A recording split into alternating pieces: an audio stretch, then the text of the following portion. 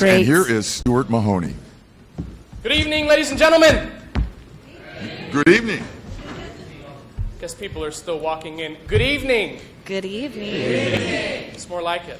Before we start, can I please ask you to turn off your cell phones, pagers?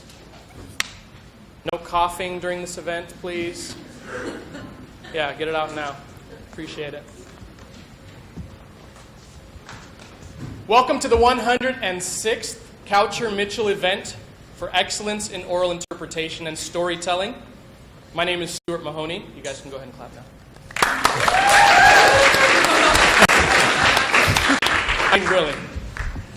About 3 years ago, I was honored to place first in the oral interpretation portion of this evening's event, and surprised here to be named the 2006 Kaucher Fellow.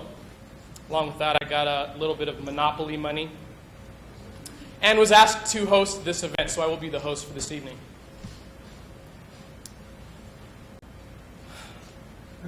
How are you guys doing?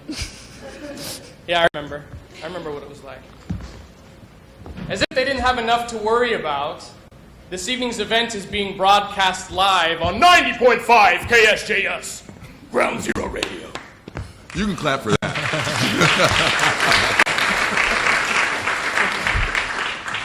And with them is sitting Ramon Johnson, I'd like to spotlight right now. As well as TRFT alumni, former Kaucher Mitchell winners and Kaucher Fellows, Miss Allison Goulardi. I knew I was going to mess up on it. It's Miss all right. Allison Goulardi. And Philip J.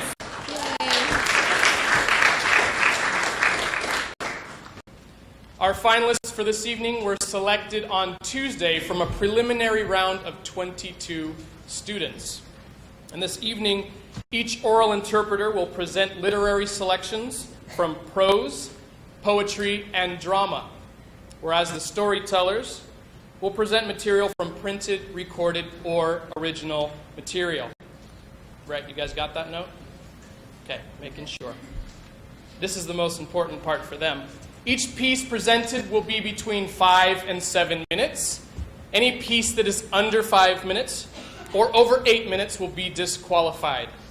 And for that, we have our wonderful timer here, Miss Rachel Garcia. She'll be holding up cards for them and making them panic even more. But you know what? There's nothing to worry about. You guys will do great. I would also like to introduce at this time our guest judges, a former professor of mine in the TRFT department, Professor Kim Massey.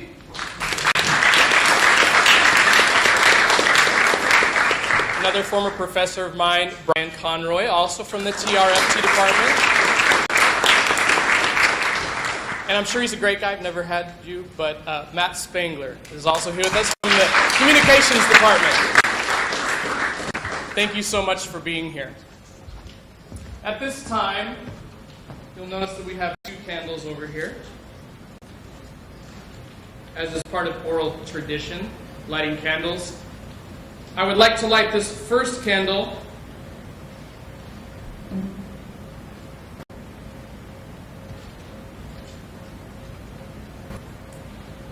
in honor of the very brave men and women who are serving or who have served in the Iraq War, and would ask that we can now take a moment of silence.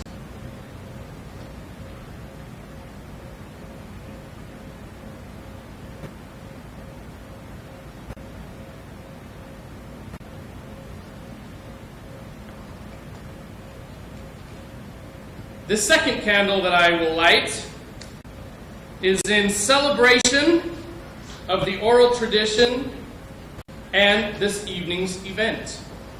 106 events. It's not bad, right? So looking around at all of your beautiful faces. You guys are nervous now, right? You think I'm going to come out in the audience and start talking to you? No, it's all right. All of you beautiful faces, you guys come from so many different backgrounds. You each have a story to tell. There's probably 6,000,001 stories that could be told here. But in reflection of the oral tradition, I thought about our earliest ancestors and them huddling around a fire, telling stories to one another, passing on ideas. And I imagine that some of those early stories were purely entertaining, told to keep the kids happy. But I'm sure that along with that, there were also stories mixed in there about survival, teaching one another how to live. And these stories, I'm sure, were colored with very fantastic ideas of mythical beasts and warriors. But the bottom line, I think the moral of a lot of those stories were probably, once again, survival stories, how to survive, and also teaching us to love one another. Now, how many of you in here have kids? A lot of students in here. How many of you have pets? Okay, yeah, thought I'd go with that one. Each one of us, to some degree, we are storytellers. Everyone here, even if you don't recognize it. You pass along information to other people. You pass along stories. Like an angry parent. Get away from that electrical outlet! What did I tell you? Get over here! I'm sorry your arm is turning purple. Put some ice on it. I'm sorry. I'll kiss it better. Stuff like that. Survival techniques, right? Well, I think that it's important that all of us remember that we are storytellers and to take that responsibility seriously. Because only when we share with one another our stories, our history, our backgrounds, will we be able to understand one another and become that big family like we once were, huddled around a little fire. Our fires tonight kind of smell like vanilla. But whatever. So without any more hesitation, should we get into the storytelling?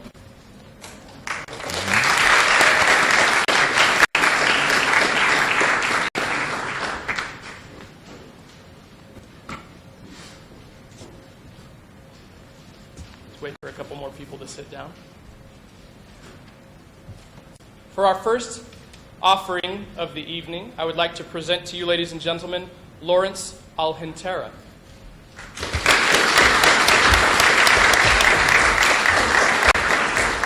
Good evening, everybody. Before I begin my story, I'd like to see with a show of hands.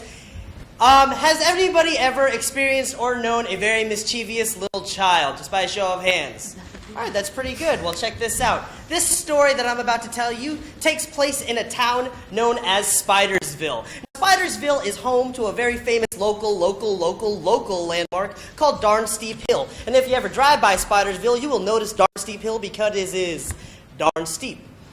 Again, because it is darn steep. Right, there we go.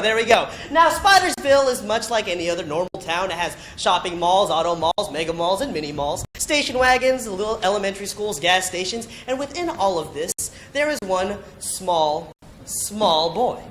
Now, everybody, I'd like to introduce you to Adam, son of Joe. And this is his story.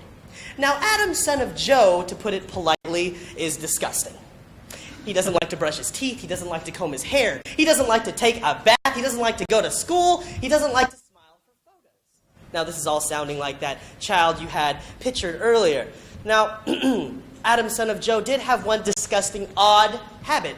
He liked to take food off of his dinner plate, put it into his pocket, bring it upstairs with him, so at night he could munch on it because he was too lazy to go down and get something from the fridge. So one night, Adam, son of Joe's parents made him some nice, fat, juicy meatballs. And when no one was looking, Adam, son of Joe, took one of those nice, juicy meatballs and put it down his shirt. When he was excused from the dinner table, he went upstairs to his room and slid it under the bed. Now, 1 a.m. rolls around. Adam, son of Joe, reaches his hand under the bed to grab a nice, fat, juicy meatball. Well, to be honest, it had been out all night, so it was indeed a crusty, musty, dusty, under the bed, out all night meatball, but nonetheless, it was missing. Adam, son of Joe, thought nothing of it. Maybe he just rolled farther under the bed and went back to sleep. The next night, Adam, son of Joe's parents cooked some scrumptious, delicious, delectable sour cream pancakes. When no one was looking, Adam, son of Joe, peeled one of those sour cream pancakes off his plate and placed it perfectly into his pocket. Again, when he was excused from the dinner table, he went upstairs, put it under his bed. Like clockwork, 1 a.m., Adam, son of Joe, reaches under the bed to have a nice, juicy, sour cream pancake. It was gone. Again, he thinks nothing of it, closes his eyes, and goes to sleep. Thanks for the pancake, kid. And the meatball last night. Adam, son of Joe, leapt out of bed, looked around his room. He didn't see anybody. Then suddenly he turned to his bed and he saw in his pillows 2 yellow eyes gleaming at him, and in the middle of his mattress, a mouth formed. The bed leaned forward into an upright position, and there it was, 7 feet tall, Adam, son of Joe. First encounter with the bed monster. Now, the bed monster was his normal bed, and it was a race car bed frame with race car sheets and race car pillowcases. He looked down at Adam, son of Joe, and he said, "I'm the bed monster, Adam. And it looks like I'm your new friend." Now, of course, as I mentioned before, Adam, son of Joe, was a very disgusting little 7-year-old, so he really didn't have any friends. And in fact, he was the butt of all the jokes at school. So, of course, with no hesitation, he looked up to him and said, "What would you like to do first?" The bed monster said, "Why don't we stay up all night and watch TV?" And that is exactly what they did, ladies and gentlemen. They stayed up all night and watched TV and talked about all these amazing things. Morning came. Adam, son of Joe, said, "Bed monster, I have to go to school." And the bed monster said, "No, Adam.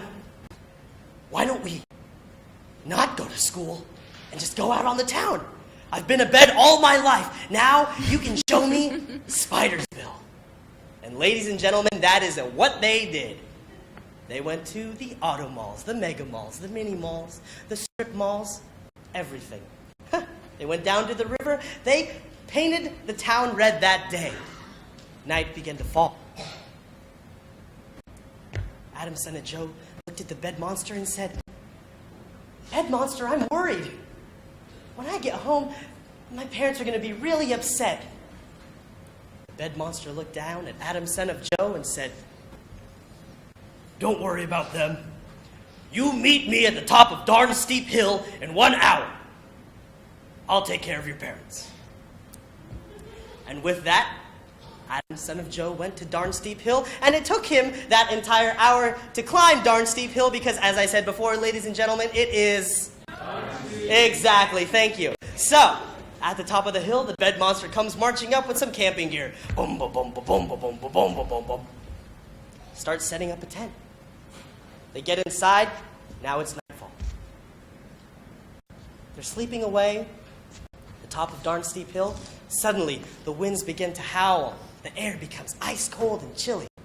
Adam, son of Joe, turns to the bed monster and said, "Bed monster, I don't like this. It's cold. I want to go home. I miss my parents. I miss their wonderful dinners." The bed monster says, "I took care of that. You see, while you were climbing Darn Steep Hill, Adam, son of Joe, I ate your parents." "What? You ate Joe? Now that's over the line, bed monster." "What are you going to do, Adam, son of Joe?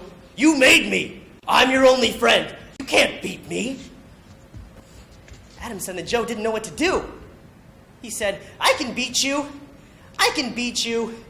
And with that, he ran toward the bed monster, and with a mighty leap and a mighty howl, the bed monster ate Adam, son of Joe, in one bite. He looked around all of Darn Steep Hill. He looked around all of Spidersville. He said, "I beat you, Adam, son of Joe." But now he was lonely. He ate his only friend. And with that, he laid down atop Darn Steep Hill. And that's where he stayed. So when you drive by Spidersville, and you look atop Darn Steep Hill, and you see a race car bed with race car sheets, race car pillowcases, that's how you'll know that Adam, son of Joe, beat the bed monster. Nice opening there by Lawrence. Now, Philip, you're going to have a hard job to follow because Allison and I did pick the winner last year. So, what are your impressions? Next, for your listening Really pleasure, liked it. Christine Chang. He had great audience participation, great stage presence. Well, I thought that nice energy. Oh, yeah. Inclusive. It's hard to open. Oh, yeah. We'll see how the follow-up goes. How many of you have been so angry at someone you thought you could never forgive them? Did you forgive them in the end? Or more importantly, did you tell them that you forgave them? My story is called You Are Forgiven. Lisa sat on the floor in her old room, staring at a box. It was just a shoebox, but it became her memory box with her stickers and pencil flowers on top. She remembered everything that was inside, even the painful memory at the very bottom. It was a chart with boxes on it, 490 to be exact. She didn't have to look at it. She knew what it looked like. Each one was marked with a check mark, one for each time. How many times must someone forgive his brother? Asked Peter the disciple. 490 times, the Sunday school teacher replied, reading from the Bible. Brent was Lisa's younger brother, and he sat next to her, small for his age but excellent at music, and all of his teachers told him he'd be a famous musician one day. Later on that day, they were playing basketball, and Brent was guarding Lisa, got too close to her elbow, took a shot on the chin, and turned away in pain. Lisa took the opportunity and made an easy layup. She was happy for making the shot until she looked at Brent. Are you okay? I'm fine, don't worry about it. I'm sorry, that was a cheap shot. I forgive you. But only 489 more times. What are you talking about? You know, like the Sunday school teacher said, you're supposed to forgive a person 490 times. I just forgave you, so you have 489 more times to go. All right, whatever. Lisa thought about it later on that night, took a sheet of paper and drew boxes, 490 boxes on a sheet of paper, and showed it to Brent. We can make, marks on this chart, one in each box, and we can keep track of how many times you forgive me. All right, whatever, sis. And they went to bed. In the following years, Lisa told people at school that Brent talked in his sleep and called out Rhonda Hill's name, which was not true, and it caused Brent days and days of misery. That night, she marked box number 96. Box 200 for when she forgot his textbook at school. 250 for the dent in the car that she made when she borrowed his car. 300 for losing his keys. 350 for putting too much bleach in the washer and ruining his favorite polo shirt. She marked box 490 with a special pen and placed it at the bottom of her box. Placing the lid on top, she looked at Brent. I guess that's it. No more mess-ups for me. Box number 491 was just another of her careless mistakes. Brent was in the best school for music in the United States in his 4th year. He had the best opportunity in the world to try out for the New York's orchestra. But he never got a chance. The call for the tryout was supposed to come in about a week, but he wasn't home to take the call. Lisa was on her way out when the phone call came, and she couldn't find a pen to write down the date. And she realized that mistake at the dinner table the next week, when her parents asked when Brent's tryout would be. I don't know, they're supposed to call me. Lisa froze. What's today's date? It's the 12th. Why? A pain tore through her heart, and she buried her face in her hands, crying. Lisa, what's wrong? The tryout, it was 2 days ago at 2:30. It just completely slipped my mind. Brent froze, leaned back in his chair. You're joking, right, sis? No, I'm not. I'm not kidding. So I really missed the tryouts? I'm sorry. Brent ran to his room. He didn't come out for the rest of the evening. Lisa tried once to knock on his door, but she couldn't bring herself to face him, and she ran back to her room. And around midnight, she decided she was going to pick up her stuff and move over to Boston. She found a job as a waitress 2 days later, in an apartment near the restaurant. Her parents tried to reach her by writing letters, but she ignored them and wrote back only once, telling them that it was too late. She ruined Brent's life. She could never go back. She could never go back. And she didn't think she would see home again until one day in the restaurant she saw a familiar face. It was Mrs. Nelson from next door. And after a short conversation, she realized what Mrs. Nelson was telling her. Her brother Brent had passed away. She went home that evening and sat on the floor of her old room.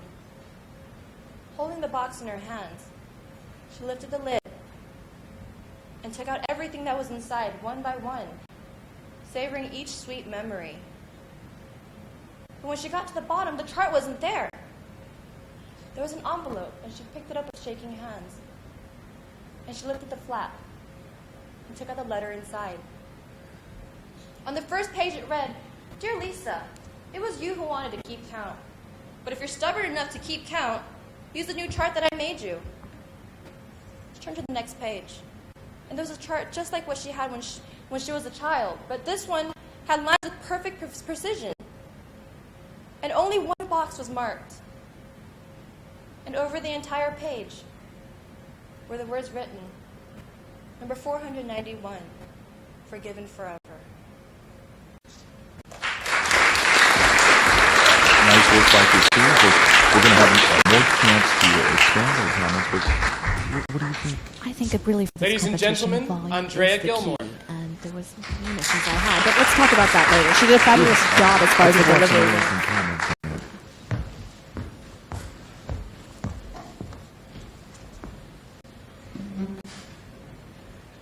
If you're going to change something about yourself, just make sure that the person who really matters can recognize you in the end. Once there was a woman who was so unhappy with herself. She would look in the mirror every morning and just examine herself. My nose, it's so huge. Look at me, I'm so fat. One day, she was walking down the street. She saw a car in the distance. She kept walking. Then the car came closer and closer and closer until, bam, she was hit. She was rushed to the hospital, and there she fell into a state of unconsciousness. When she woke up, she saw a big, huge light in front of her. She walked toward it. It was then that she realized that she had not woken up, but was about to enter into the gates of heaven. But how could this be? I'm so young. I wish I had another chance. What are you doing here?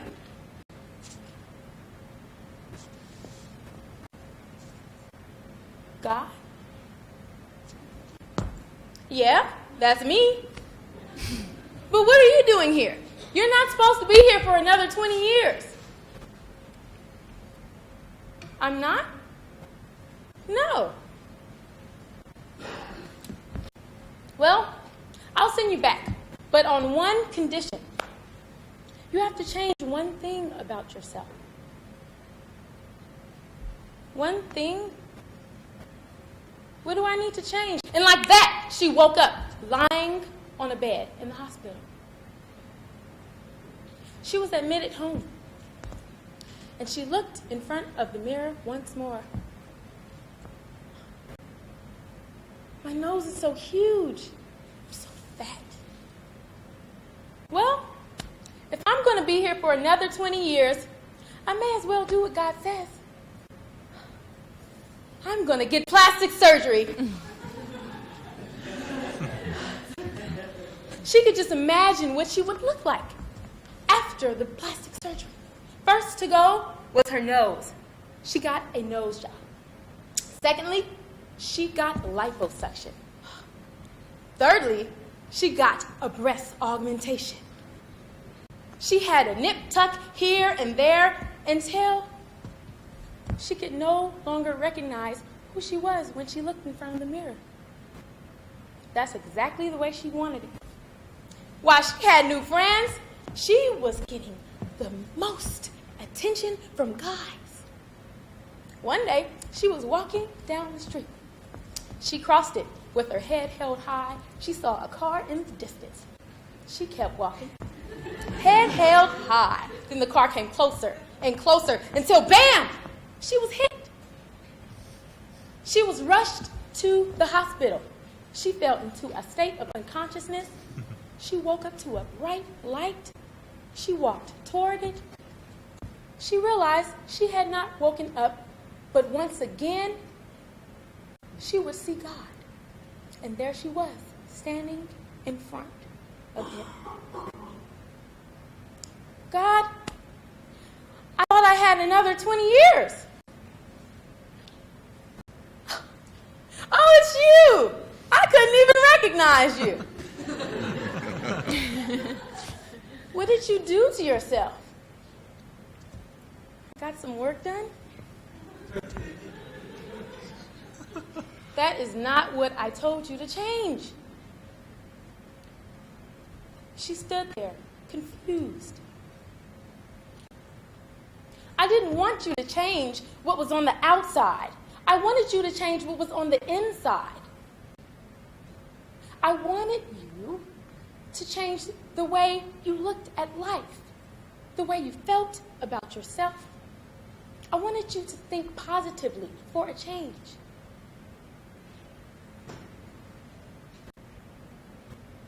She stood there with her head hung low.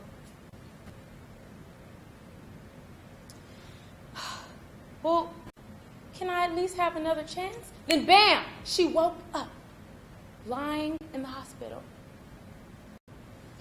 She was admitted home. She stood in front of the mirror, just looking at herself. She then made a vow to herself that she would look at herself and the things around her positively. 2 weeks after, she gained 10 more pounds. But she continued to take good care of herself with exercise and thinking positively.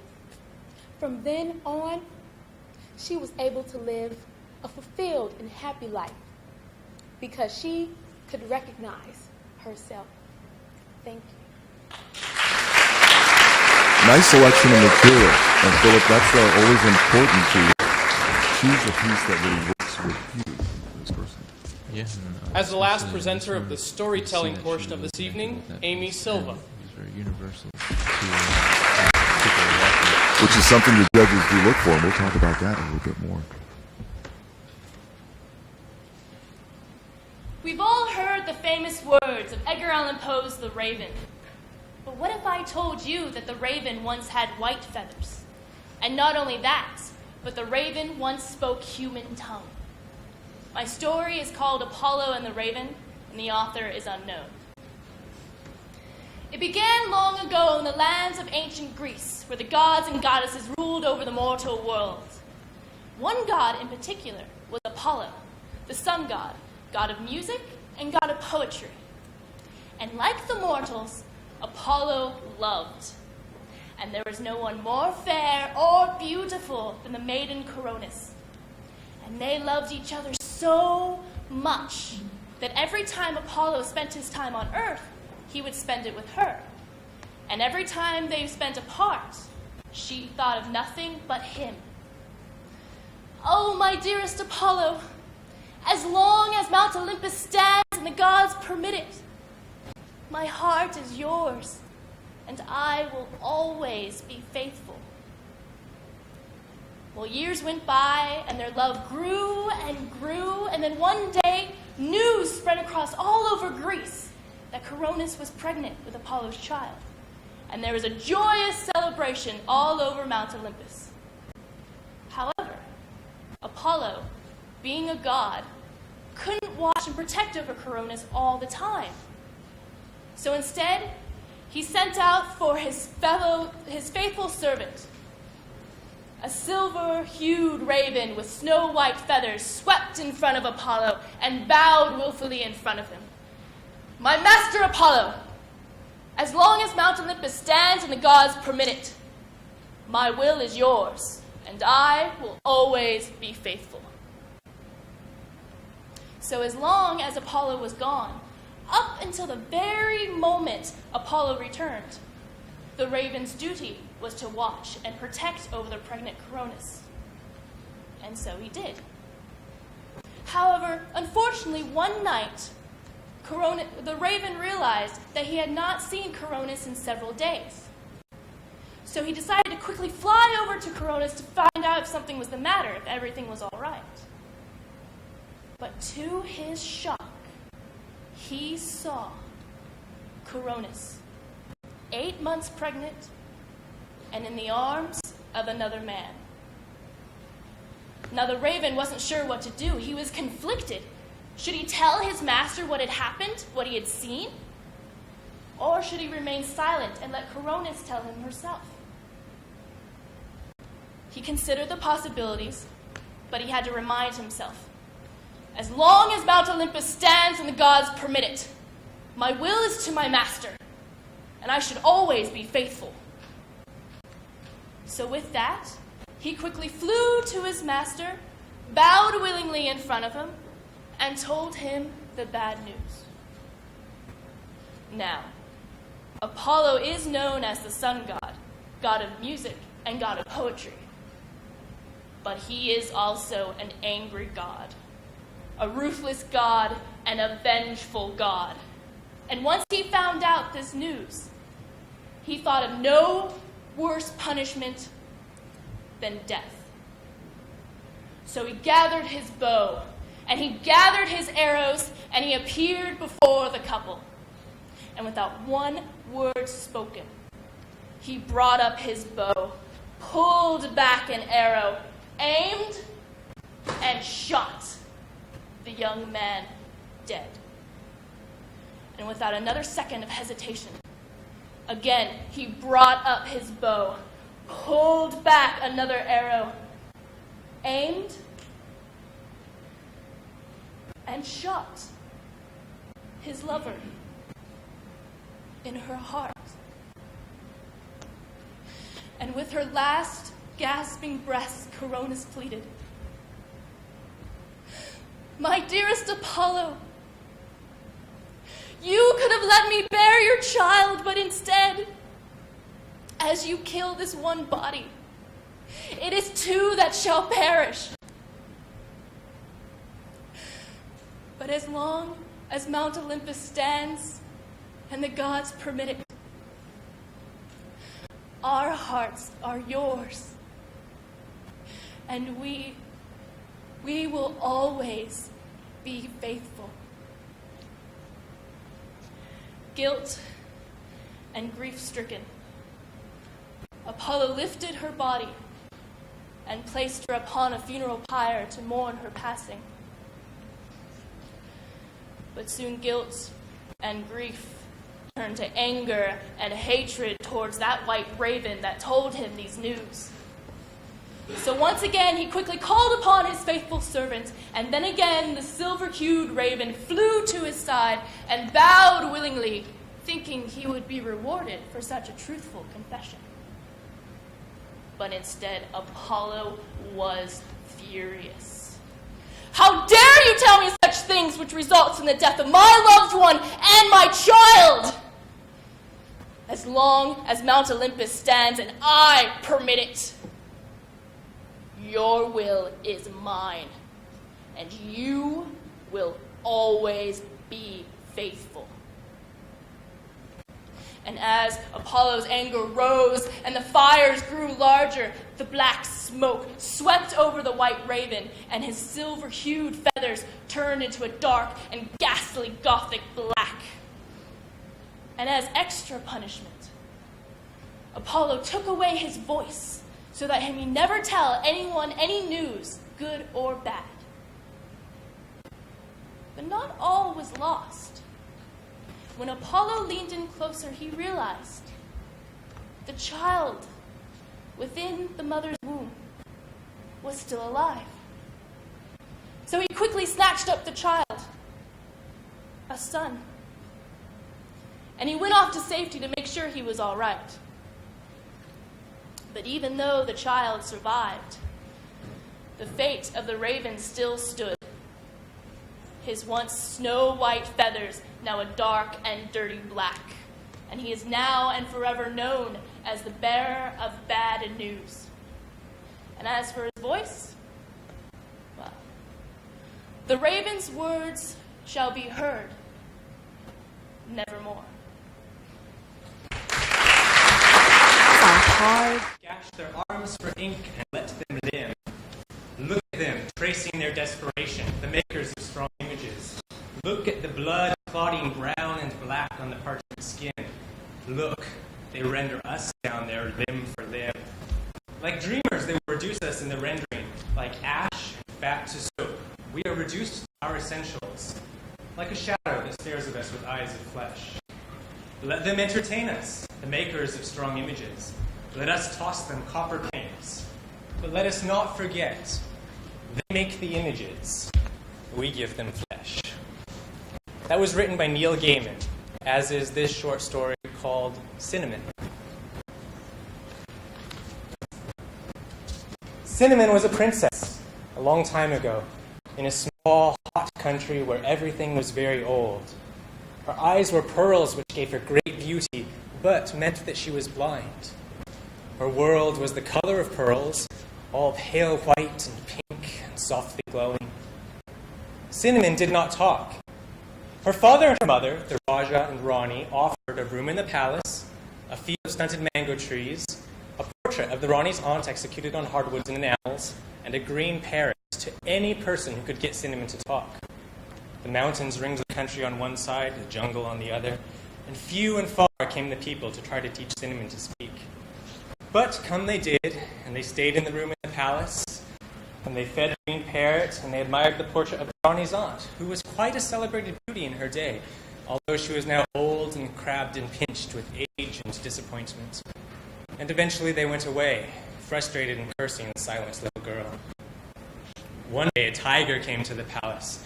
He was huge and fierce, a nightmare in black and orange, and he moved like a god through the world, which is how tigers move. And the people were afraid. "There is nothing to be frightened of," said the Raja. "Very few tigers are man-eaters."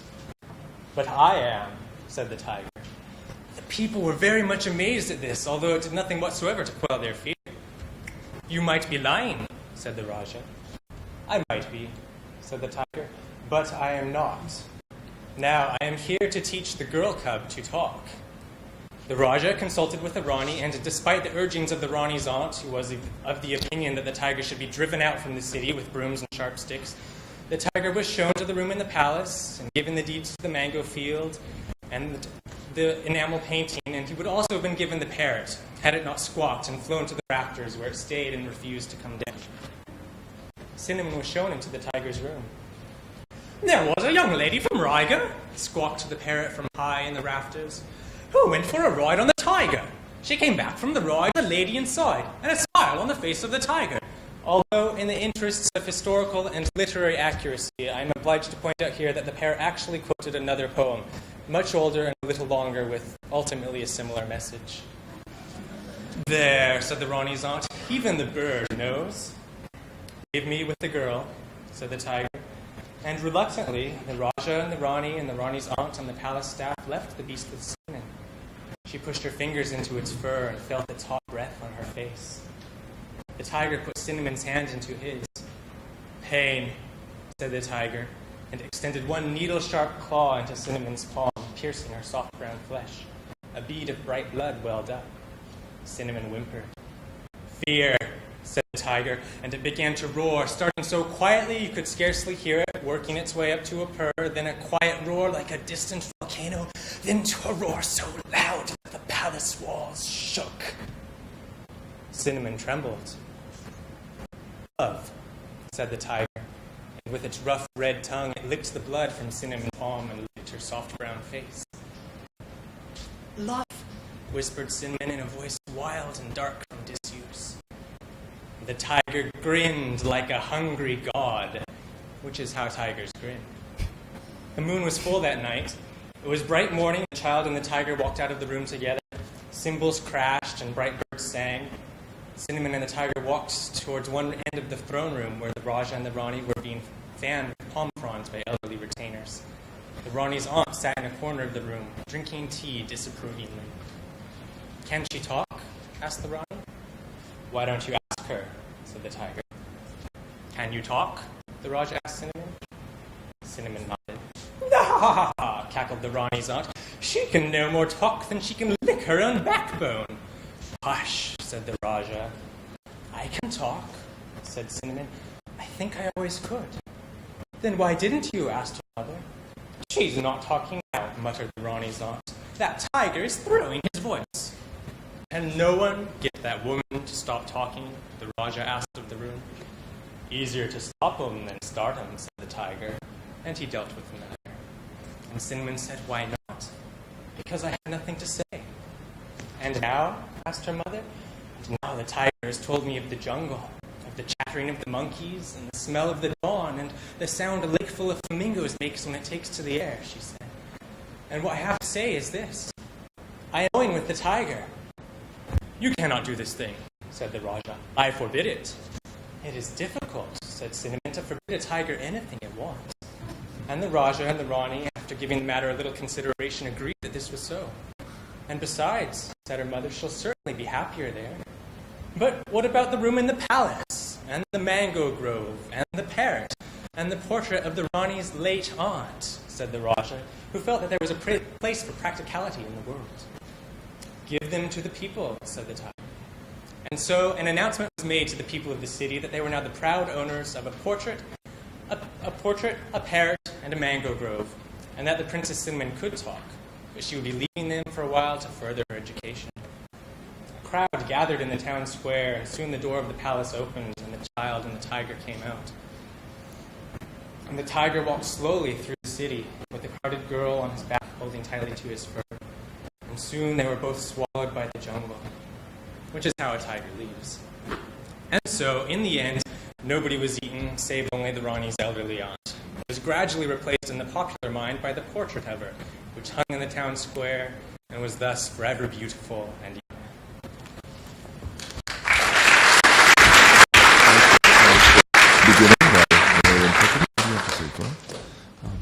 If you notice, there was a little bit of the literature before he gave an intro, and that's also called a teaser.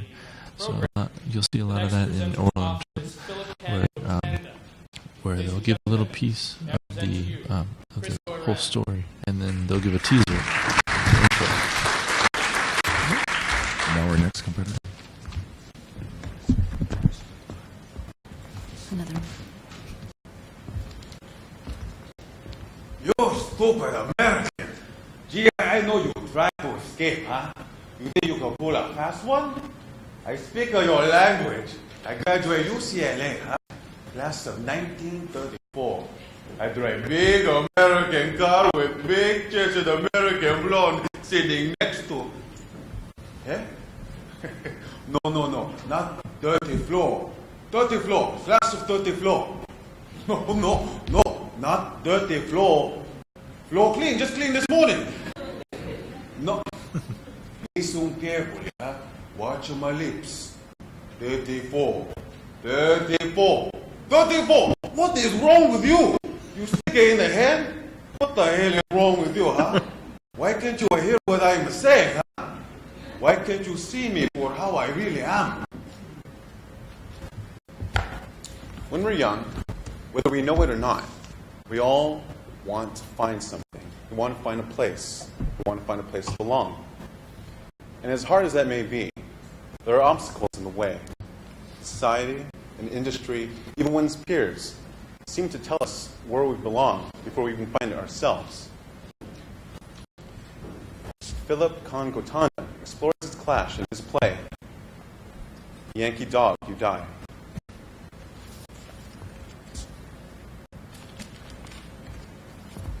This is great honor. is. It's a great honor to be recognized by my fellow Asian American actors in the industry. I didn't criticize that. I know. I'm aware of that. But I'm an actor, not a writer. I can only speak the words written for me. I'm an actor, not a politician. I cannot change the world. I can only bring life through truth and craft to my characterizations. I have never turned down a role, good or bad. It's the responsibility of an actor to do that role well. That is all an actor can do, or should be able to do. Acting. Whatever is asked of you, do it. Do it with dignity, but do it. I am an actor. This is an amazing industry. It really is. It's amazing. I mean, one moment I'm this snotty-nosed kid watching you on TV, and now here I am standing next to you, and we're talking and stuff, and Mr. Chang, I think it's important that all of us know each other, Asian American actors. I think it's very important that we're meeting here. Young and old, we can learn from each other. We can. I mean, the way things are, the way things are going. Jesus, if we don't stick together. You know, Mr. Chang, when I was growing up, you were kind of my hero. I mean, no, really, you were.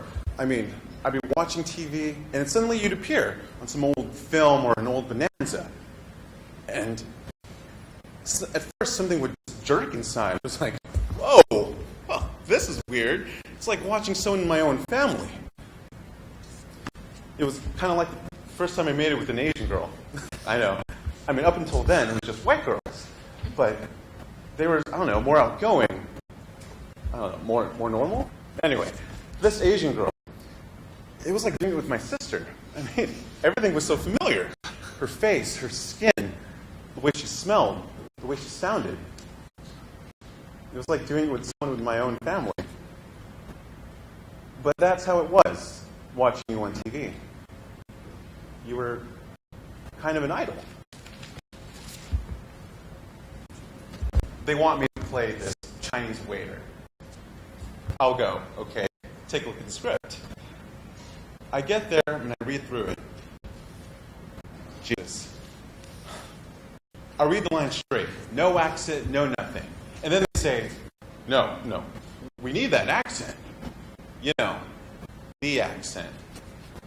I told my agent, what? No, I quit them. Maybe if they pay twice the amount, okay, I'll consider it, but otherwise forget it. They paid it. But they liked me. They really liked me.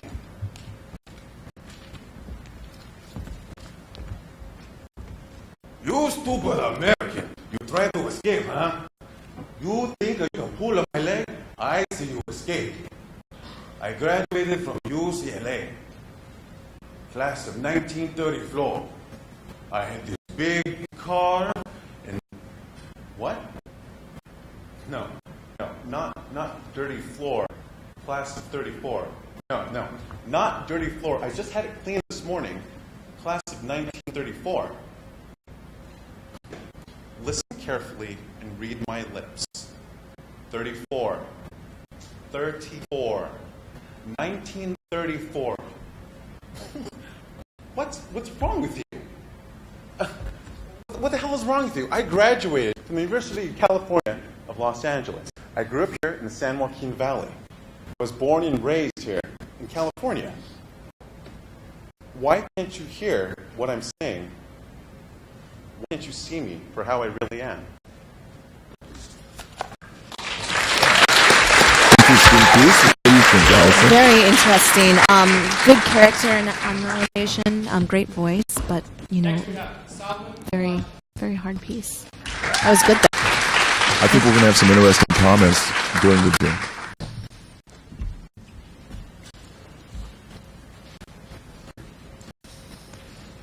I was standing in slave position against the wall when they brought in Amr.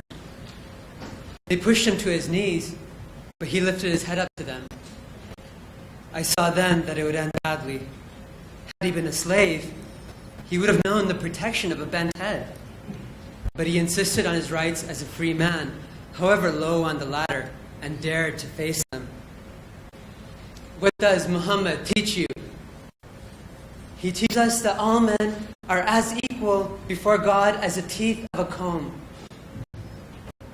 I know that I, Bilal, slave against the wall, shivered with cold when I heard these words. And I know that Umayyah grew red in the face and was hot. Ladies and gentlemen, the story that I'm presenting to you today is called Bilal. It was based on historical events that took place 1400 years ago in Arabia. Umayyah was an owner of many slaves, and Bilal was one of his slaves. And the man being questioned was Amr, one of the first converts to Islam, converted by the Holy Prophet Muhammad. Now, contrary to frequent opinions in the West, Muhammad was a man who fought for the rights of men and women, who fought to free slaves like Bilal from their cruel owners like Umayyah. Ladies and gentlemen, I present to you Bilal by H.L. Craig. Umayyah approached Amr. You say a slave is equal to his master. Is Black Bilal, for whom I paid money, equal to me? He paused to relish the absurdity of the question, equal or unequal. I was nothing, therefore neither. Indeed, I might have joined in the laughter as Umayyah, in a clowning gesture, cupped the question in the palm of his hand under Amr's nose. No answer was needed. But Amr, what a fool he seemed then, dared to take up the question that everyone else, even Umayyah, had dropped. Muhammad teaches us that all men, all races, all colors, all conditions are equal before God. There was a silence. Then I heard my name again. Bilal. I came as bidden. Bilal, show this man the difference between a lord of Mecca and yourself. Lash him in the face to teach his mouth a lesson. They put a whip into my hand, and Amr looked up at me, offering his face for the punishment. His gaze was pure and peaceful, unafraid, meek but strong. I saw in his eyes a strength more powerful than my slavery. In that moment, I, Bilal, changed ownership. I dropped the whip. I heard their gasp. They knew what they had seen, and I knew what I had done. A slave had revolted. Amr scrambled on the floor for the whip and tried to put it back in my hand. His whispering was like a screaming in my head. Do what they say, Bilal. Here's the whip. Do it. They will kill you, Bilal. But this time, I threw the whip down. Umayyah was calm, even quiet. If you are human enough to have gods, Bilal, then they are the gods of honor. Mine! You will not bring any unseen gods into my slave quarters. I felt the ropes around my wrists and around my neck. As they did what they liked with me, I was never more obedient. They were quick with me. They hurried me through the streets. They staked me on the ground, the poor forked animal called man. And Umayyah took the whip. I will not dwell on my torture. Pain has no memory. It exists in its own present. Besides, too much has already been said about that day, and I found myself to be too much of a martyr. But God is greater than the sun, and the soul of man cannot be touched by a whip. It was over soon. But I still ask myself, did I, Bilal, slave under correction, see before me the land of the blessed dead?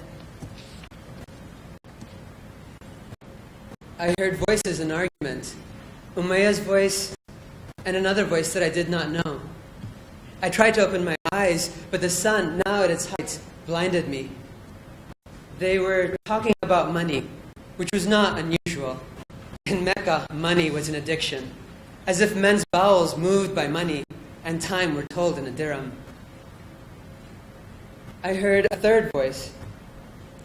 It is against the social order to buy or sell a slave during his correction. I tried to collect my wits. Umayyah was answering back. The slave is dead already. If Abu Bakr wants to buy a dead carcass for 100 dirham, that's my windfall. A new voice had been spoken. Abu Bakr, why was he here? Even against the sun, I opened my eyes.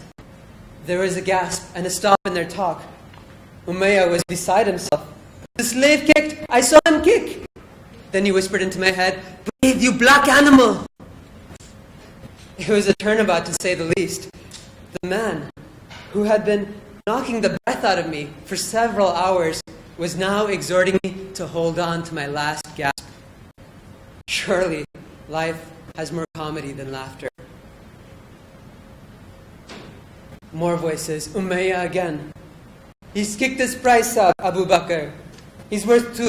Give me 2 dirhams, 200 dirhams, and you can take him. They lifted the rocks from me and untied me. Bilal was sold again, yes. And Bilal was bought again. But only for a minute. A young man helped me up. I had difficulty seeing him at first. Then I knew who he was. He was Saeed, the adopted son of Muhammad. I said nothing. I had no need, for he said all. You are freed from slavery, Bilal.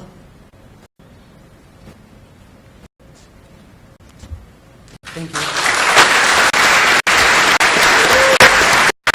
Very strong selection material. Very good stage presence as he delivered there. Almost thought of him as a teacher, teaching us something which is part of what the oral interpret is. Love is a many-splendid thing. As William Blake aptly said, love seeketh not self to please, nor for itself hath any care, but for another gives it ease, and builds a heaven and hell's despair. Ladies and gentlemen, I give you The Highwayman by Alfred Noyer. The wind was a current of darkness among the gusty trees. The moon was a ghostly galleon tossed upon cloudy seas. The road was a ribbon of moonlight over the purple moor. And the highwayman came riding, riding, riding up to the old inn door. He had a French cocked hat on his forehead, a bunch of lace at his chin, a coat of the claret velvet, and breeches of brown doe skin. They fitted with never a wrinkle. His boots were up to his thigh. And he rode with a jeweled twinkle, his pistol butts a twinkle, his rapier hilt a twinkle, under the jeweled sky. And dark in the dark old inn yard, a stable wicket creaked, where Tim the ostler listened. His face was white and peaked. His eyes were hollows of madness, his hair like moldy hay. But he loved the landlord's daughter, the landlord's red-lipped daughter. Dumb as a dog he listened, and he heard the robber say, "One kiss, my bonny sweetheart, I'm after a prize tonight. But I shall be back with the yellow gold before the morning light. Yet, if they press me sharply and harry me through the day, then look for me by moonlight, watch for me by moonlight. I'll come to thee by moonlight, though hell should bar the way." He did not come at dawning. He did not come at noon. And out of the 20 sunset before the rise of the moon, when the road was a gypsy's ribbon looping the purple moor, a red troop came marching, marching, marching. King George's men came marching up to the old inn door. They said no word to the landlord. He drank his ale instead. But they gagged his daughter and bound her to the foot of her narrow bed. Two of them knelt at the casement. with muskets at their side. There was death at every window, and hell at one dark window, for Bess could see through her casement the road that he would ride. They had tied her up to attention with many a sniggering jest. They had bound a musket beside her with the barrel beneath her breast. Ha ha ha! Now keep good watch, and they kissed her. She heard the dead man say, "Look for me by moonlight, watch for me by moonlight. I'll come to thee by moonlight, though hell should bar the way." She twisted her hands behind her, but all the knots held good. She writhed her hands till her fingers were wet with sweat or blood. They stretched and strained in the darkness, and the hours crawled by like years, till now, on the stroke of midnight, cold on the stroke of midnight, the tip of one finger touched it. The trigger, at least, was hers. The tip of one finger touched it. She strove no more for rest. Up she stood up to attention with the barrel beneath her breast. She would not risk the hearing. She would not strive again. For the road lay bare in the moonlight, blank and bare in the moonlight, and the blood in her veins in the moonlight throbbed to her love's refrain. Had they heard it? The horses' hooves ringing clear in the distance? Were they deaf they did not hear? Down the ribbon of moonlight, over the brow of the hill, the highwayman came riding, riding, riding. The redcoats looked to their trimming. She stood up, straight and still. In the frosty silence, in the echoing night, nearer he came and nearer. Her face was like a light. Her eyes grew wide for a moment. She drew one last deep breath. Then her finger moved in the moonlight. Her musket shattered the moonlight, shattered her breast in the moonlight, and warned him with her death. He turned. He spurred to the west. He did not know who stood about with her head over the musket. Not till the dawn he heard it, and his face grew grey to hear. Our Bess, the landlord's daughter, the landlord's black-eyed daughter, had watched her love in the moonlight and died in the darkness there. Back he spurred like a madman, shrieking a curse to the sky, with the white road smoking behind him and his rapier brandished high. Blood red were his spurs in the golden noon, wine red were his velvet coat. When they shot him down on the highway, down like a dog on the highway, and he lay in his blood on the highway with a bunch of throats, lace at his throat.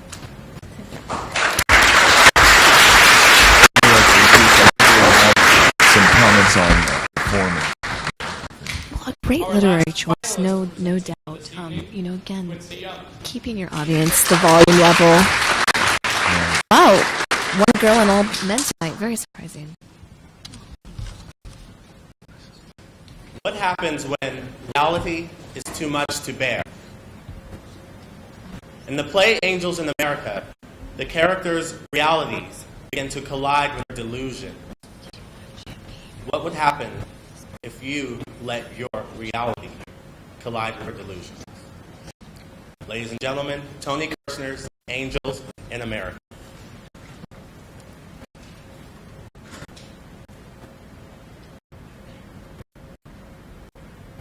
One wants to move through life with elegance and grace, blossoming infrequently but with exquisite taste and perfect timing, like a rare bloom, a zebra orchid. One wants, but one seldom gets what one wants, does one? No. one does not. One gets fucked over. One dies at 30, robbed of decades of majesty. Fuck this shit! Fuck this shit. It looked like a corpse. A corset. Oh, my queen, you know you've hit rock bottom when even drag is a drag.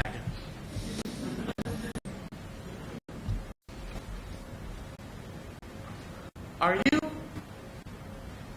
Who are you? Who are you?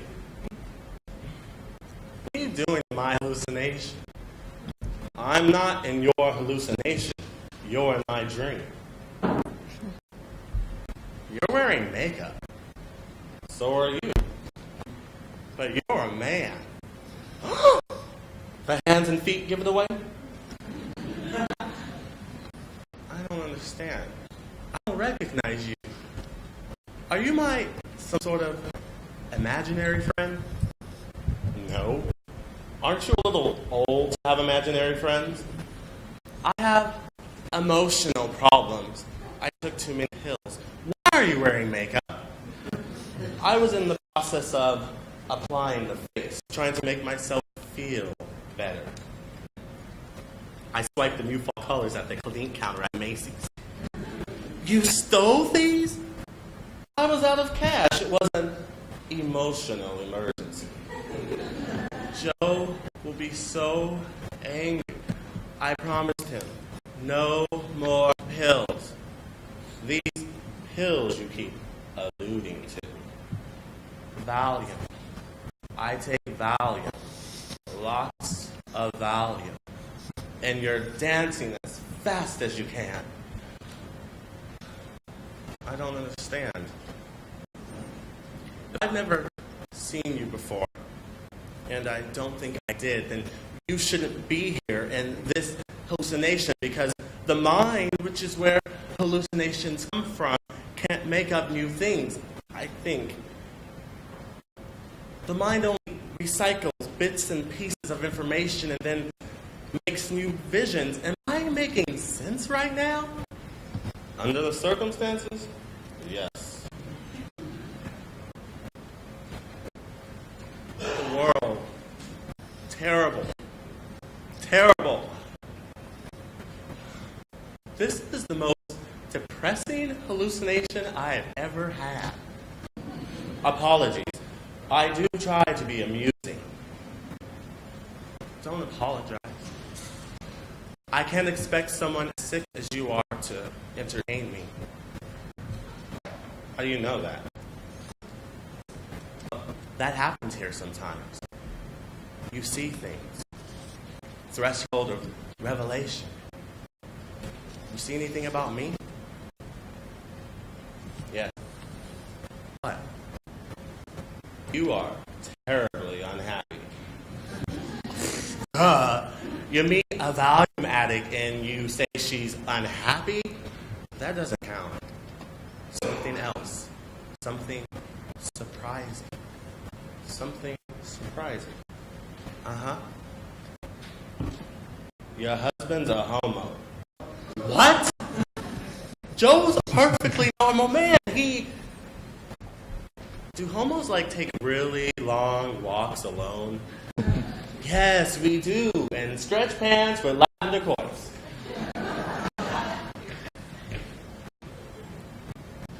I have to go now. Something just fell apart. I know something else about you. What?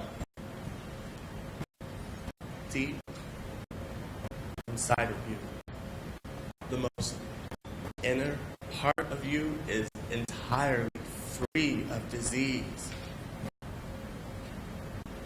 I see that.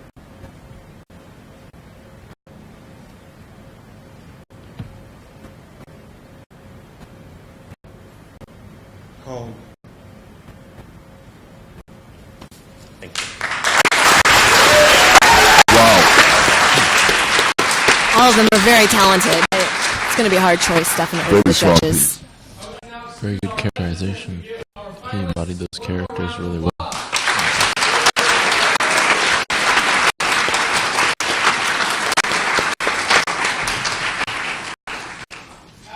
Half-hour champagne reception. We will return with our featured performers and the announcement of tonight's winners. So I'll race you to the champagne. I'll get there. Thank you. For storytelling. We need to make room for interpretation. Allison to get on stage. As if I'm not big. Thanks very much. Stuart Mahoney has entered the building. What? That was fun. Welcome back, everybody. Did you have a good time? Finalists, how do you feel? The finalists are still a little bit nervous. It's okay. The tension builds.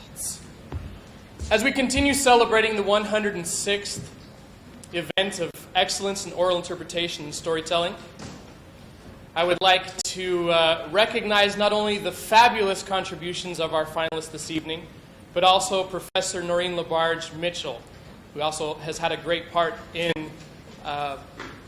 forming what this event is today.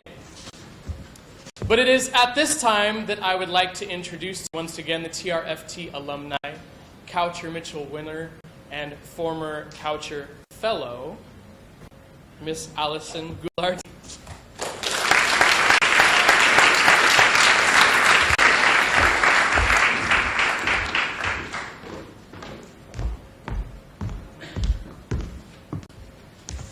Life has a funny way of sneaking up on you. One moment, you're as happy as a bird, not a worry in the sky. The next moment, that bird hits a tree. Problems will arise. Everyone handles a situation differently. Neil Simon writes of one couple who handles their problems the best way they know how. Ladies and gentlemen, I'm proud to present Neil Simon's Prisoner of 2nd Avenue. Addison, Mrs. Addison, I've just been robbed. I just walked in, they took everything. 2 minutes sooner. Apartment 14A. Oh, I don't know yet. Television, clothing, oh, my husband's suits. There's not a thing left in the closet. Would you please send somebody right away? Didn't Mildred come in to clean today? Not today. Mondays and Thursdays. What happened here? Why is this place such a mess? We've been robbed! What do you mean, robbed? Robbed! Robbed! What does rob mean? They come in, they take things out, they robbed us! I don't understand. Someone just walked in and robbed us? What do you think? They called and made an appointment? We've been robbed! Okay. I don't understand. Just calm down, Edna. Calm down, take it easy. I'm just asking a simple question. What happened here? What did they get? I don't know yet. I was out shopping. I was gone 5 minutes. I came back. I found it like this. You couldn't have been gone 5 minutes. Look at this place. 5 minutes. That's all I was gone. When you came back into the building, did you notice anyone suspicious looking? I didn't notice. What do you mean you didn't notice? I didn't notice. Do you think I looked for people leaving the building with my television set? They took the television set. A brand new color television. They're not looking for the 1948 Philcos. It was here. They took it. I can't get a breath out. All right, Edna, calm down. I'll get you a drink. I don't want a drink. A little scotch, it'll calm you down. It won't calm me down because there's no scotch. They took the scotch, too. All of the scotch? All of the scotch? Son of a bitch. All in 5 minutes, eh? Son of a bitch. Stop swearing. The police will be here any minute. I just called them. Did you tell them you were robbed? Why else would I call the police? I'm not friendly with them. What kind of questions are you asking me? What's wrong with you? All right, Edna, calm down because you're hysterical. I'm not hysterical. You're hysterical. You're making me hysterical! Don't you understand? My house has just been robbed. Your house? What am I, a boarder? My house has been robbed too. You didn't walk in and find it, I did. Can you imagine if I had walked in and found them here? What would I have done, Mel?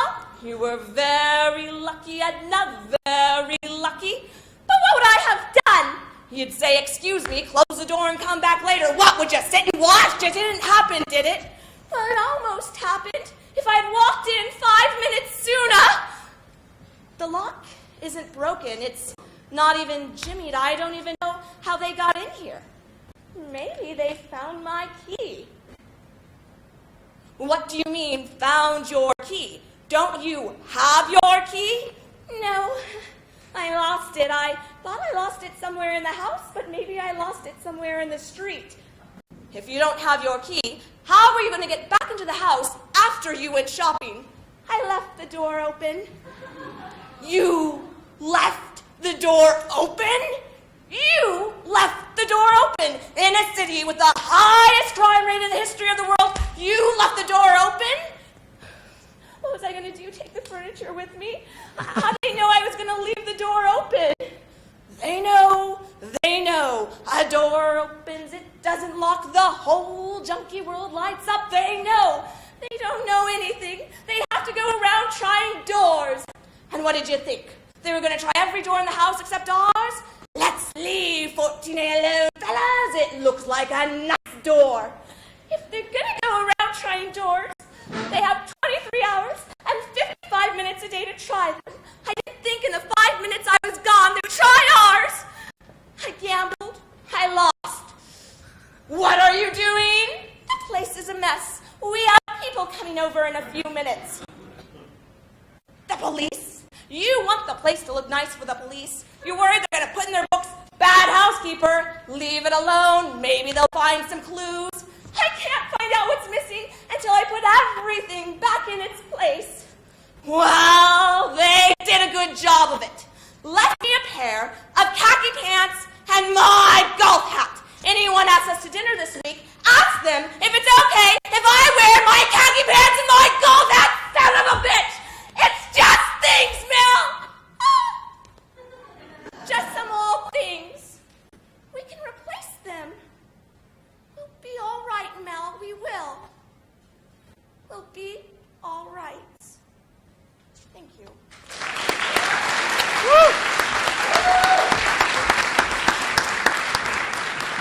It's Allison Glarvey, everybody. Talk about a tough act to follow. It's now my pleasure to introduce our next featured performer, Mr. Philip Chang.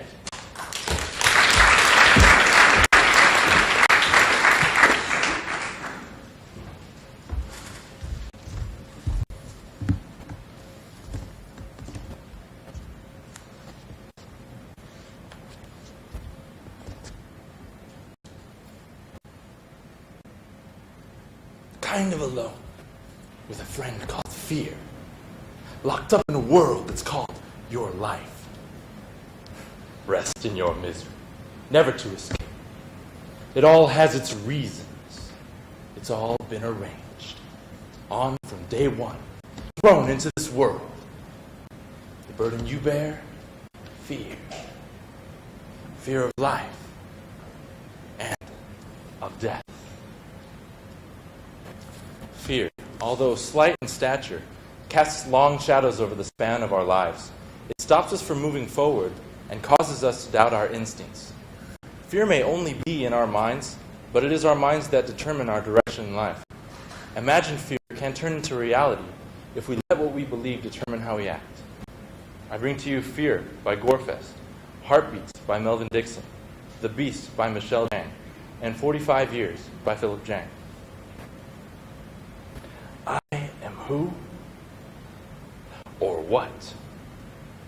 I'm hiding under your bed. I'm ants crawling all over your body. I'm tapping on your window in the middle of the night. I flow through your veins. I clench your fist and break your heart. Stranger, behind you, follow me. The drumming beat of your heart. The breathing down your neck. I am cold, dark, damp. This is my home. 45 years, you forget who you are. who you was. The word changes in 45 years. Will people from my youth remember me? I was snatched out of this world by one mistake. 3 more days till I leave this place forever. Hiding your fantasies deep down inside, they're never to see the light of day. The scales of balance you have in your head are tipped against you. The burden you bear, fear. Fear of life and of death. Work out, 10 laps, chin ups, look good, steam room, dress warm, call home, fresh air, sore throat, long flu, no it's hard, beware, test blood, count cells, red's thin, white's low, dress warm, eat well, short breath, fatigue, night sweats, dry cough, loose stools, weight loss, get mad, fight back, call home, rest well, don't cry, take charge, no sex, eat right. I'm a black cat, a broken mirror. I shadow through the trees. I'm the poison slipped in your drink before you decided you weren't looking. I engulf you with red anger. I tingle up your blazing back. The stench of the monster, the glowing of eyes, the howling at night. I am hope. Dog. Damn. Safe is my home. 45 years, you forget who you are, who you was. The word changes in 45 years. Will people from my youth remember me? Will they wonder whether or not I'm a danger to the outside world? It's hard to think of what I've done. Even harder, think of what I'll do. But you can't tell when you've been drinking. But you can forget about it. You can quiet your heart, soul, and mind. 2 days left till I leave this place forever. Hiding your fantasies deep down inside, they're never to see the light of day. The scales of balance you have in your head are tipped against you. The burden you bear, fear. Fear of life and of death. Call home, talk slow, chin up, no air, arms wide, nose hard, cough dry, hold on, mouth wide, drink this, breathe in, breathe out, no air, breathe in, no air. Cold, dark, damp, safe. This is my home. 45 years and you forget who you are, who you was. The word changes in 45 years. Will people from my youth remember me? Will they wonder whether or not I'm a danger to the outside world? It's hard to think of where I've been. Even harder to think of where I'll go. I was snatched out of this world by one mistake. Because you can't tell when you've been drinking. You can't tell if it's just a stranger in your home or your best friend coming home from work. I was afraid. I thought he had a gun. No more future to think of. No more family. No more friends. One more day till I leave this place forever. Hiding your fantasies deep down inside, they're never to see the light of day. The scales of balance you have in your head are tipped against you. The burden you bear, fear. Fear of death. Of life. Blackout, white rooms, head hot, feet cold, no work, eat right, CAT scan, chin up, breathe in, breathe out, no air, thin blood, sore lungs, mouth dry, mind gone, 6 months, 3 weeks, can't eat, no air, today, tonight, it waits for me, sweetheart, don't stop, breathe in, breathe out, cold, dark,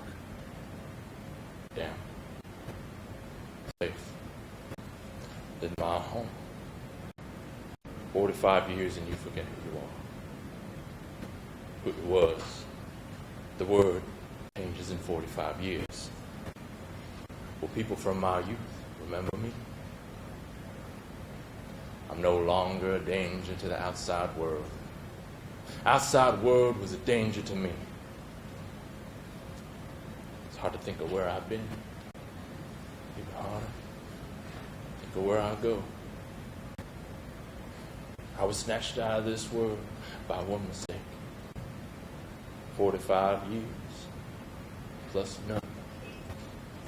I snatched myself out of this world. Nothing more to fear. Talking to walls that close in on you. Not able to run. You're frozen inside. Today, I left this place. I left this world forever. Riots in the streets. The Great Fear.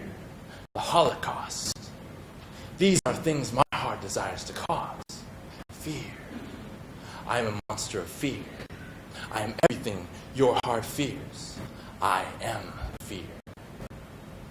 I am you.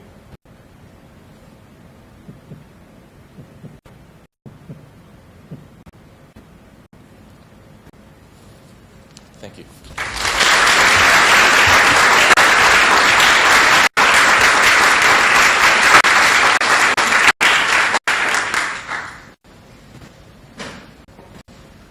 Good morning, Tuna. This is Thurston Wheelis. And this is Arliss Struve. And this is the Wheelis Struve Report. And now for the news.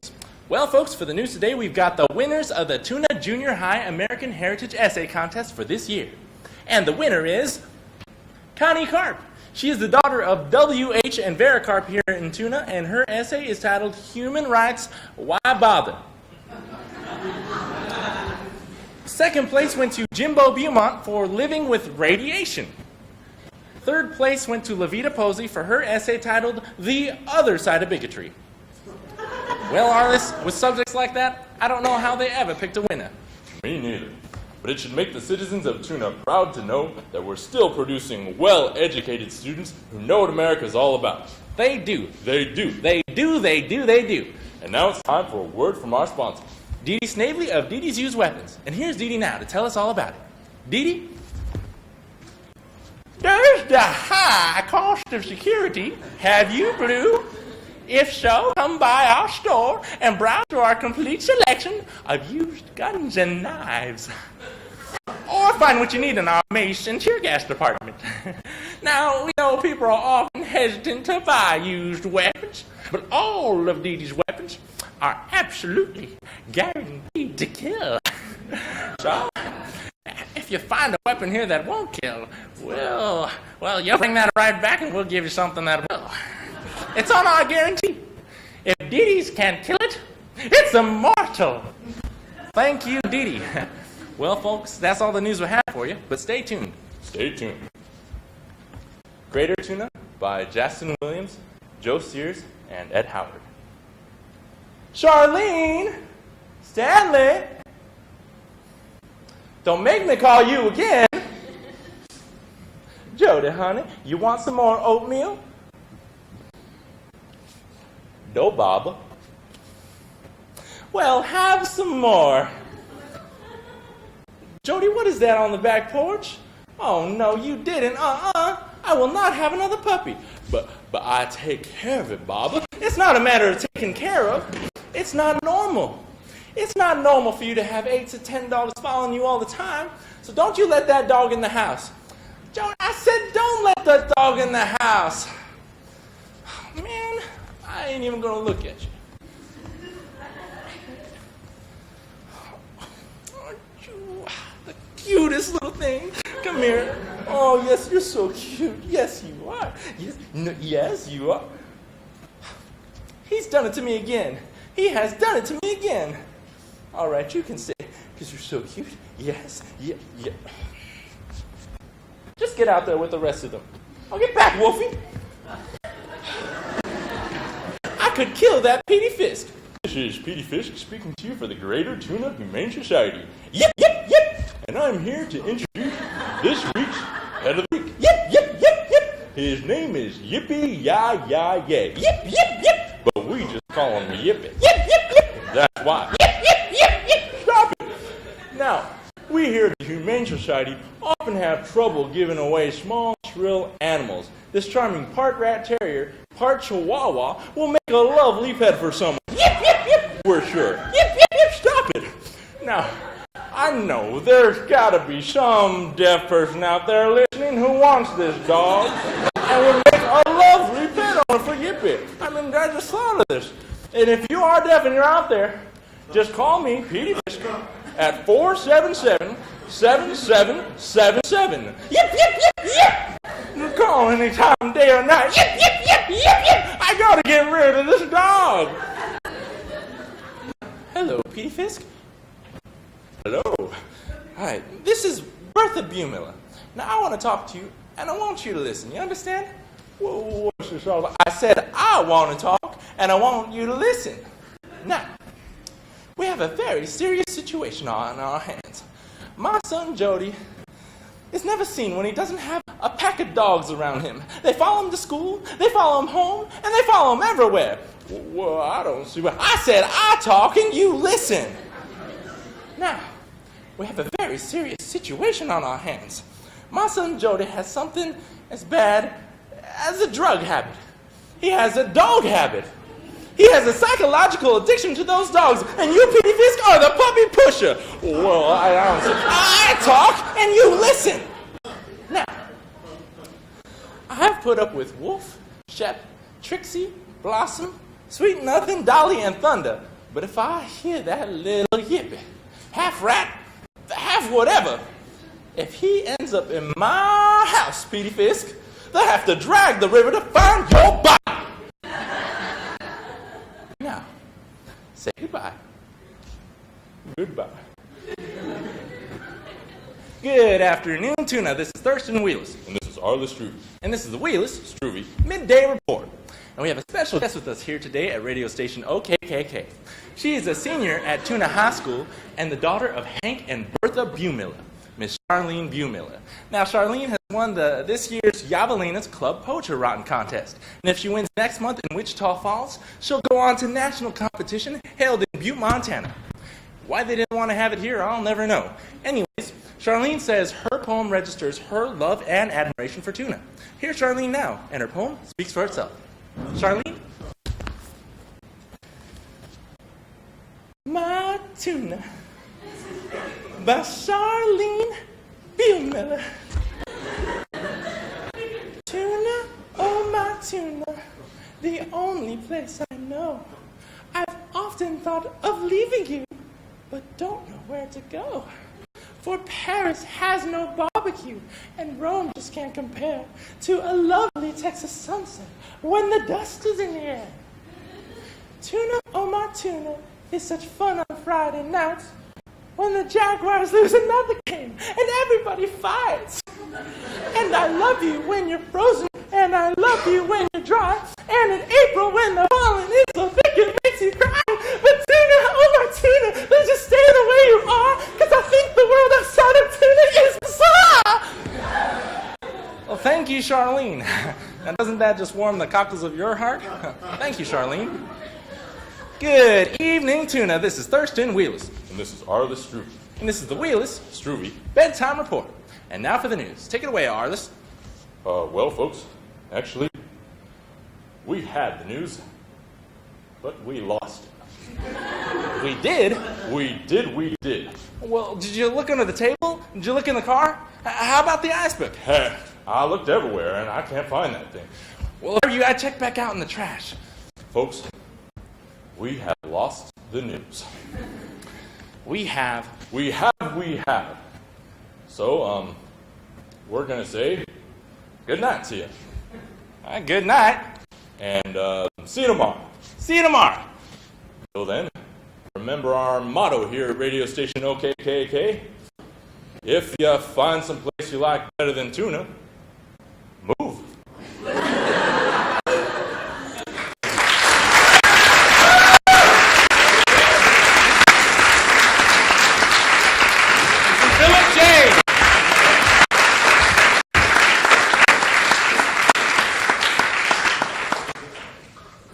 ladies and gentlemen. The moment of truth. In the heat, the pressure's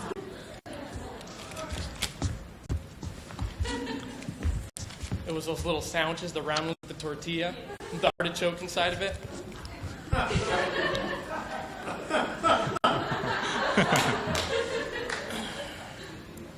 I have to get the fresh breath for the next presentation. I would like to present now another former Kaucher Mitchell winner, and she also has the distinction of being twice named Kaucher Fellow, and is also the coordinator of this event. Ladies and gentlemen, I present to you the lovely, the talented, for which love songs have been written, Miss Mathis-Swanson.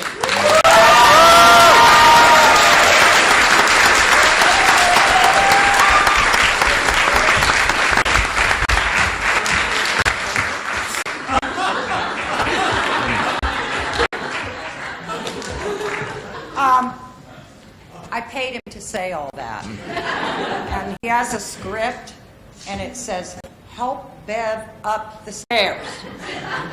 That's the big parentheses. This is the part of the program. Ugh. Baby blue, baby buggy bumpers. Good champagne.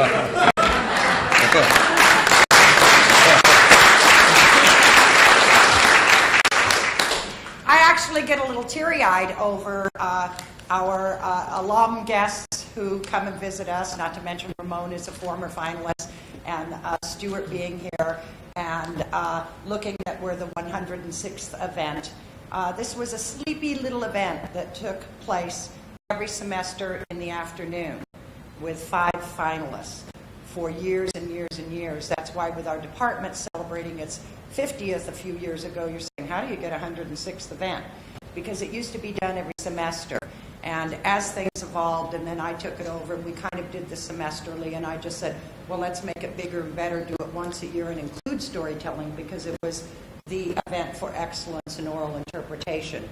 We did that, and thus, now we're at our 106th year, and this began when this department began way back in the late 30s, and Dr. Dorothy Kaucher taught the areas of oral interpretation, voice for the radio, a class we seem to have resurrected, voice for the microphone, voiceover, and she headed up those areas and did quite well and put this department on the map. Upon her retirement came Noreen Labarge Mitchell, my mentor, the woman I studied under. If you like what I do in the classroom, you'll love Noreen Mitchell, because I am her carbon copy, and she's certainly worth being copied. So blame her if you don't like it. I was fortunate enough to study under her, and I had to enter a couple of times before I won the event, but I was fortunate enough to finally snag the winner's place and serve as the Kaucher Fellow. But when Dorothy Kaucher left and Noreen took over the event, every semester she would mail Noreen the program and a brief bio of the winner. And this went on for over 25 years. And then we lost Dr. Dorothy Kaucher, and she gave this department a rather large endowment, thus the Kaucher Fellowship. And we are able to give $500 to each fellow to put up with me and put on this event, is essentially what it is. And you can ask my husband and Stuart now what that's like. So we have that little nest egg there, and we also are back to giving some cash awards for the winners of this event. So that's our brief history of this event, how it came about, and what we're doing. So I had taken the cash away for a couple of years and had just given the Noreen, which I'll get to in a minute, because I found from the students it wasn't about the money, it was about the prestige of the event and the good time they have up here. And even those who are finalists and don't take the winning name home thank me for having had the experience, and even those in the prelims. So it's just a wonderful experience for all. But then I did rethink it, I rethunked it, and she did leave us that endowment, and it is about putting money in students' hands. So we try to do that as well. So there will be $100 for each winner, as well as a Noreen. So that's the brief history.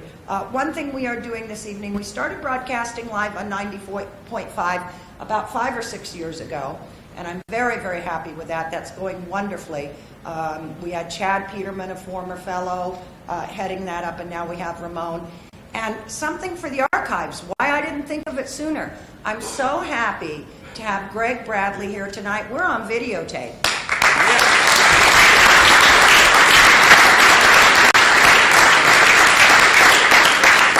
So we have something to use in the classroom when you want to know what is oral interpretation, and we have something for the archives. So I'm very happy with that. And we are going to start presenting now. And so for my first presentation, I would like to thank very much the former winner of this event and this year's Kaucher Fellow, Stuart Mahoney.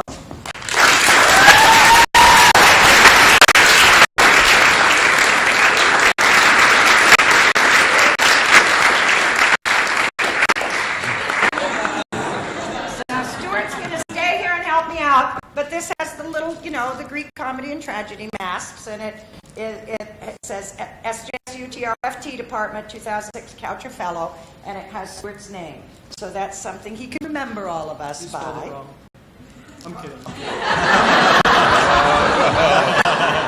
I had to. I checked the 2002 program. You got it. I knew it was a you. And now we have a wonderful tradition, which Noreen Mitchell started when she took over this event and ran it for some 35 years. And she always liked to give books, a lover of books, as I am as well. So this evening we would like to present to each of you, and I'll call out, so you'll have to put that down for a minute, Stuart. Give it back. Okay? And these are in no particular order, okay? I'm just going to go with storytellers first and then oral interpreters. And each book, they're poetry books. Each book has the Kaucher Mitchell logo, San Jose State, TRFT Department, Excellence in Oral Interpretation and Storytelling finalist, and it has your name. So this is your keepsake, and I hope you had as good a time as I always do with this event. First, I'd like to present to Amy Silva.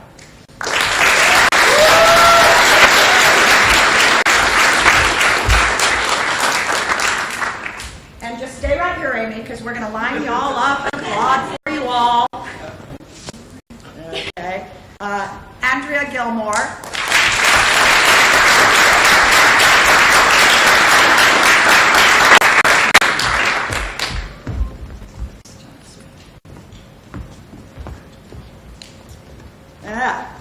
Christine Ching.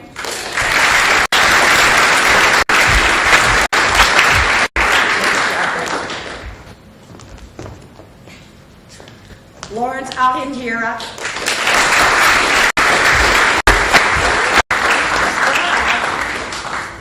And now we'll move on to oral interpretation with Quincy Young.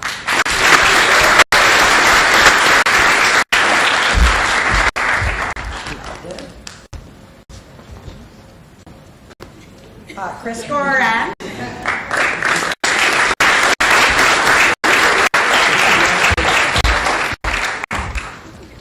Shake my hand.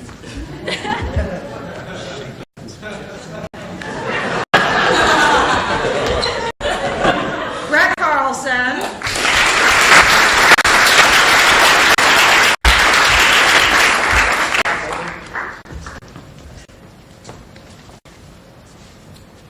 Salman. Oh, I can't do it. Salman. Kawaja. Thank you.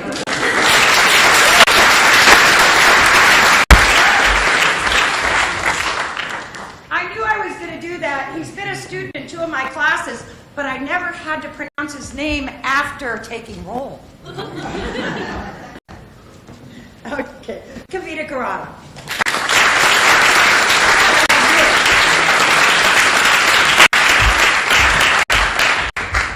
One more round of applause, please. For all of us.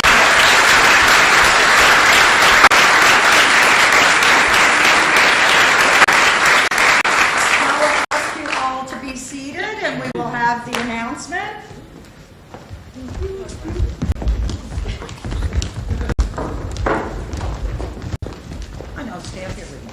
No, you have to stay with me. I'm not doing this alone. Okay, now they have the Oscars, they have the Emmys, they have the Tonys. And in honor of Professor Noreen LaBarge Mitchell, we have the Noreen. And you winners, please see me right after so I can have you fill out the info for cash. Okay, so don't go without doing that. So we have one for oral interpretation and one for storytelling. And I know you always hear this, but the judges assured me that this was indeed the most difficult time they ever remember having. And I don't know how they even came to any decision. You guys were marvelous.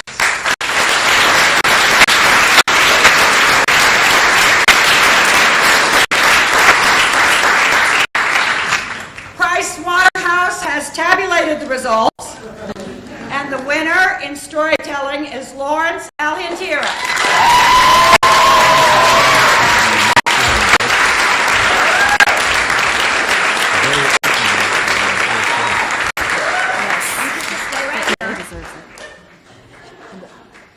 And the winner in oral interpretation is Quincy Young. Quincy Young was the one who did Angels in America. I'm a little surprised, but it was a good choice nevertheless. But they all did just outstanding job. Absolutely outstanding job. That concludes our festivities. I hope you had a wonderful Well, I don't know about you, Philip, but I had a lot of fun. Did you? Had a horrible time. See, now I outthought myself. I should have stuck with Lawrence, but I just didn't think it was important.